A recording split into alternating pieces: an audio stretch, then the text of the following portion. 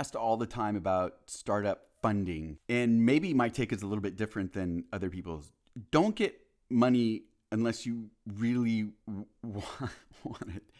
Your values, what your vision is of the company, and your realistic assessment of what the outcome of the company might be helps determine how you fund your company. And so there is a mismatch often between, I'm going to go do equity funding with venture capitalists or angels, and yet I'm not really bought into that I'm trying to create, this huge company, and that I'm going to give up control of my company because I want to build this business the way I want to build it. And yet you're really giving away ownership. You're selling ownership. People play startup. Don't play startup. The way you finance your startup has to align with what your values are and your vision is. And so that's number one. And the other part of it is, of course, that I don't really think people can predict the size of their startup. And so you actually want to delay any sort of equity funding until you start figuring out what the market potential is. So you can literally kill your company by raising too much money. If it ends up that the market isn't big enough, then the investors are going to sell off your company and try to get whatever assets they can, whatever money back they can, and you've ceded control, and so there it goes. There are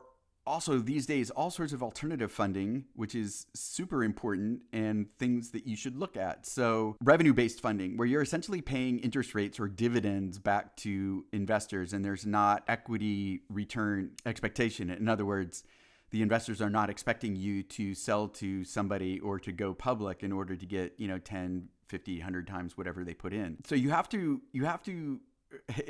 not to overuse the word empathy, but you can get empathy for your investors, right? You can understand what their motivations are and their aspirations and their ideas. One of the fundamental reasons why startups fail is premature scaling. And this usually isn't because the CEOs think that they walk on water. It's because the investors want to flip their shares to a less knowledgeable market, i.e. retail investors. And so if they can do that, then they're out. They don't really care about the profitability or the value that's being created. They're bankers. And this is not obviously true for all investors, but it's sort of the mindset that you need to have when you're going into trying to find funding for your business.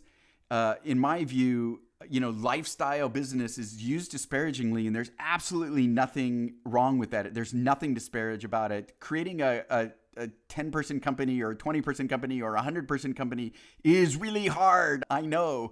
Most the bankers that are trying to put money in your company have never actually started a business. They don't actually know how hard it is, and they don't care. And so entrepreneurs turned investors have a realistic idea, and they'll be there for you most of the time, but that's really not most investors, in my opinion. So if you're building a lifestyle business, do you need funding at all? And if so, if you need to get to a certain scale, or you need to develop product or expand markets or whatever, then the type of funding that you get needs to be aligned with that. And so non-equity based funding, and that can be friends and family. That used to be looked down upon. I actually think it's pretty standard now. Bank loans obviously are tough because of the equity requirement there. They haven't really updated their methods of lending, but there's all sorts of alternative funding mechanisms out there that you should be looking at. Generally, my belief is that you should not be getting funding to figure stuff out. You should be getting funding to scale what you figured out.